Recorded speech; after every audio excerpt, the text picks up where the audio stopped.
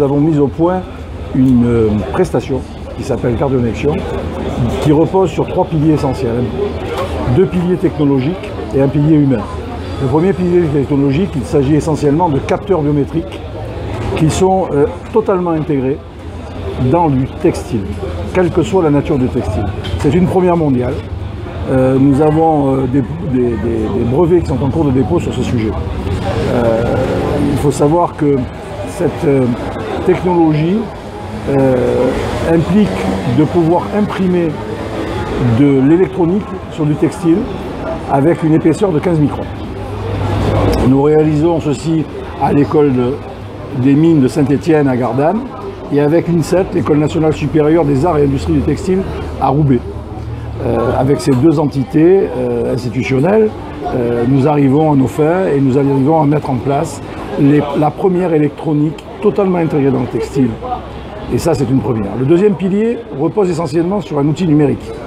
Pour pouvoir capter la donnée, c'est-à-dire un électrocardiogramme, qu'on appelle un ECG, il faut ensuite la transporter.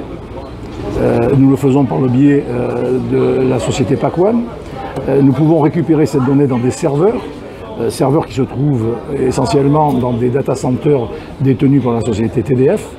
Et une fois que cette donnée est récupérée dans nos serveurs, elle est traitée par un algorithme qui est un algorithme que nous avons mis au point.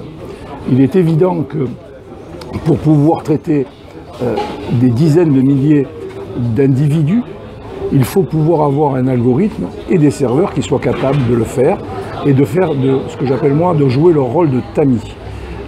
Il faut savoir que chaque individu a son ECG propre et notre algorithme et son outil numérique qui est fabriqué par la société Nutanix, qui sont des serveurs neuronaux, permettent d'individualiser et de personnaliser la prestation par individu. Votre ECG n'est pas le mien et l'algorithme en tient compte.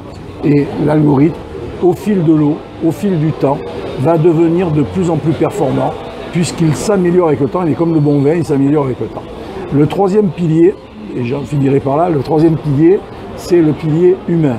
Tout simplement parce que une fois que l'algorithme a déterminé que vous étiez sorti de votre zone de tolérance, entre guillemets, ben, pour lui, ça devient pathologique.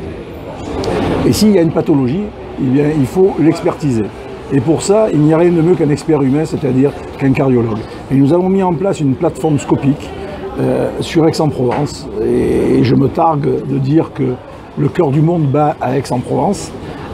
Nous avons mis en place cette plateforme scopique tout simplement parce que ces alarmes sont traitées 24 heures sur 24, 7 jours sur 7, 365 jours par an, par des équipes qui se relaient et qui prennent des décisions qui peuvent ressembler à des pré-diagnostics. Voilà.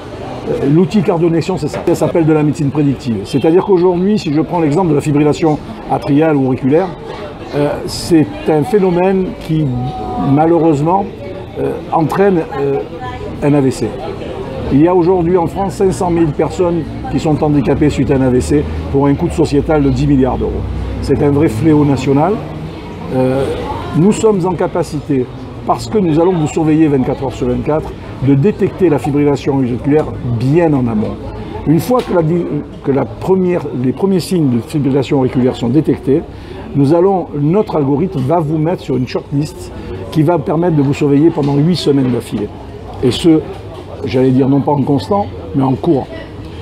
Et ce qui veut dire tout simplement, c'est que nous allons pour la première fois au monde pouvoir prévenir les AVC et les éviter.